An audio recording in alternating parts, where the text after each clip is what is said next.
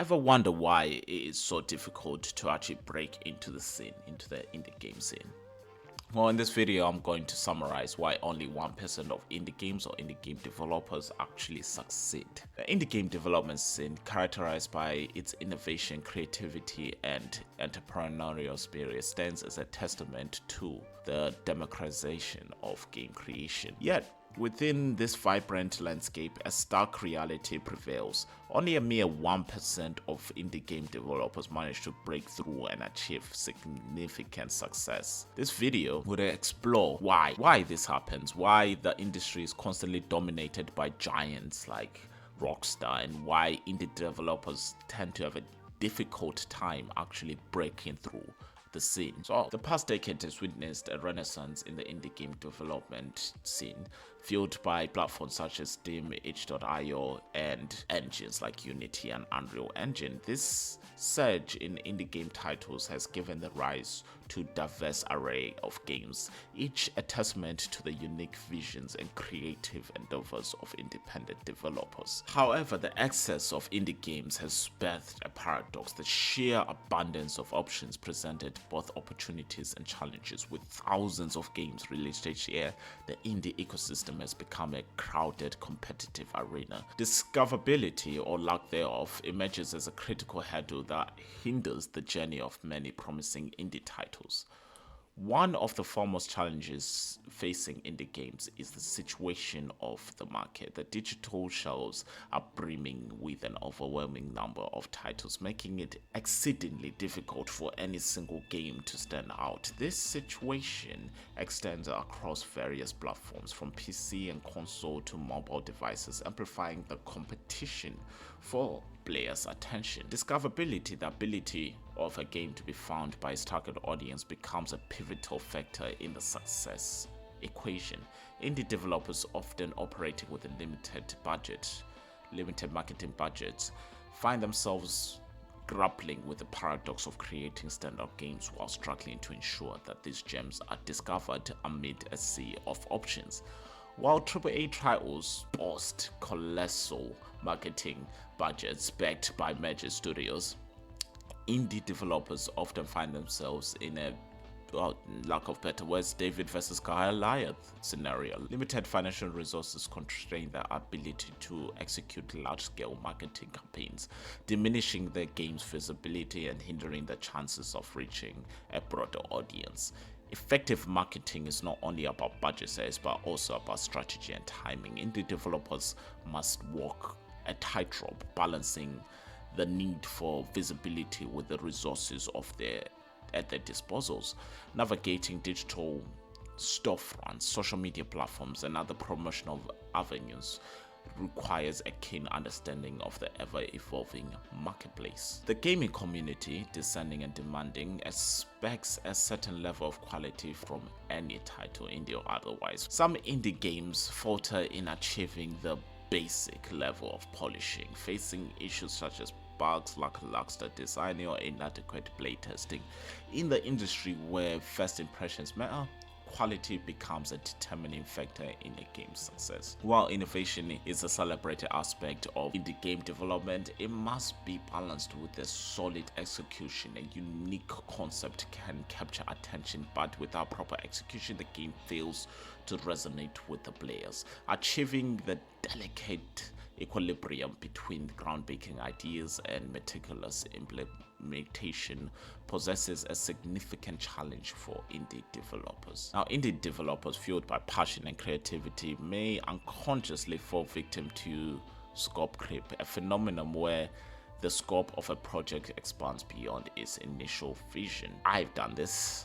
At the beginning, I used to do it all the time. I mean, that's why Paradoxally Buy is so large, so unnecessarily large, when it needs to be more focused on what the player enjoys most about the game, which in the next update I'll go a lot deeper into about what I mean by that, because it's truly just a completely different game from what you've initially seen. But extended development timelines, increased costs, and potential burnout can result from this tendency affecting the overall viability of the game. Time management and meeting deadlines are critical aspects of game development. Indie developers, however, often work in small teams or even solo, facing the challenge of wearing multiple hats from coding to design to marketing and management, everything in between. Maintaining focus and meeting deadlines becomes a formidable task in the face of limited resources and compiling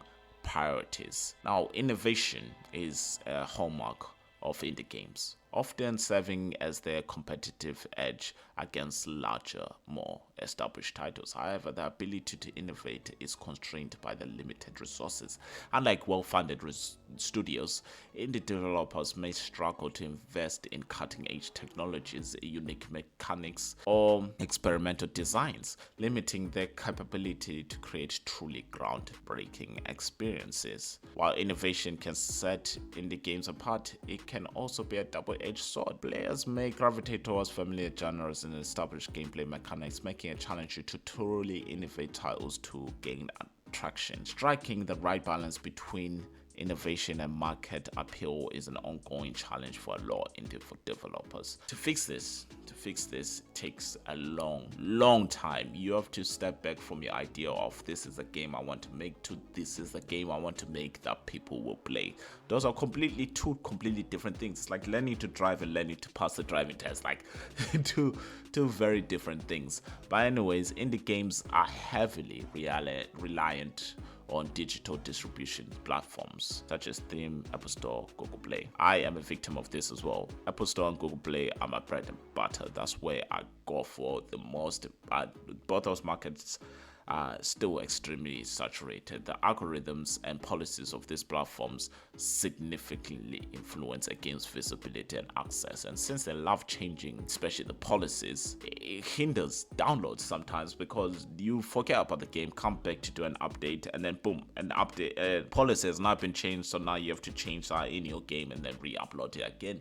You've lost like maybe hundreds of downloads because people can no longer download the game because it's got, well, illegal policies now. So anyways, developers often find themselves at the mercy of this platform dynamics, which is very true, where features, context, such user reviews and algorithm recommendations shape a game's trajectory. While digital platforms offer unprecedented opportunities for distribution, they also pose challenges related to visibility. I would say curation becomes a critical aspect, and indie games must navigate the complexities of getting featured or recommended by platform creators. The lack of visibility on prominent platforms can significantly impact a game's chances of success. Now you know the rest. Indie games are constantly in the shadow of AAA titles. The indie game niche itself is overly saturated. The fluid landscape of gaming trends changes at a dramatic effect. In fact, the gaming industry is dynamic, characterized by an ever-growing trends and player preferences. Indie developers may face difficulties in predicting and adapting to these changes. A game that might have been well received at one point may struggle to maintain or remain relevant in the face of shifting industry dynamics.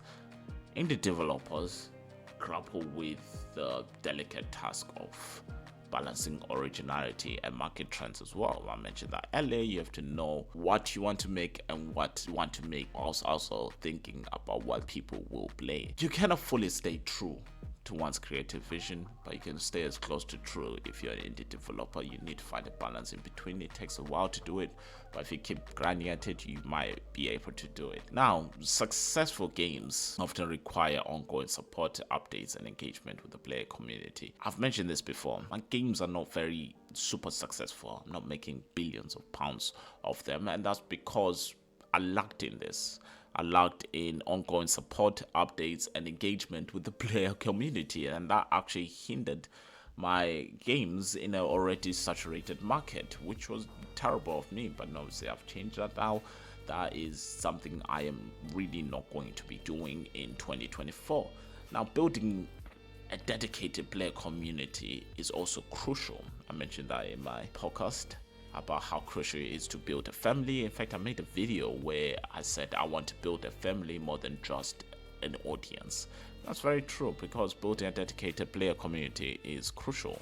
Indie developers must establish effective communication channels, gather player feedback, and implement updates that resonate with the community's desires. The challenge lies in maintaining this dialogue amidst other responsibilities and resource constraints. In conclusion, in the grand tapestry of indie game development, the 1% success rate emerges as a complex narrative woven from the threads of creativity, challenge, and resilience. Indie developers navigate a deafening sea, facing headwinds of market saturation, resource constraints, and the towering presence of AAA titles. Success is elusive, but within the challenges lie opportunities for innovations, community building, and the realization of untapped potential. As the indie abyss continues to evolve, the journey becomes a testament to the indurable spirit of developers who dare to dream beyond constraint.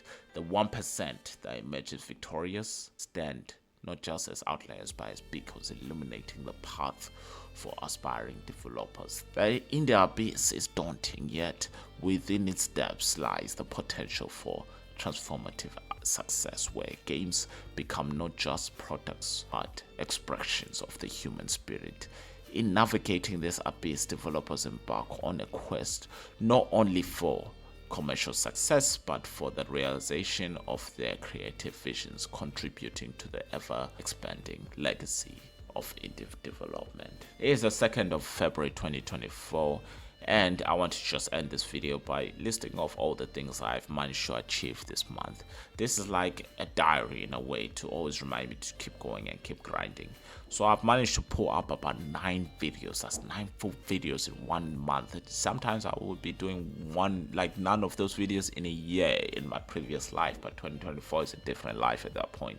I've managed to pull up, I've actually lost count of how many videos, which are short form videos, on all of my social medias on a daily basis without missing a single day. I've managed to get myself onto a podcast, which you should watch and like if you do like it. Yeah, I thought it was a good podcast, and I'm hoping to get myself into more podcasts this month. I've managed to run probably the most I've ever run in my entire life, only missing about 2 days just from sheer pain. However, it's not all good. I've managed to drop into the amount of times I've gone gym. Only managed to make it into gym 13 times. I know why I did this. I know where I made the mistakes of this, and this month I will fix that. So thank you very much for watching. Thank you very much for following me. Don't forget to download all the games which I've listed, which is Paradox Lullaby, Cyber Chase, Primal Plan. Get ready for my book release. Subscribe, follow my socials, and have a good day. Peace.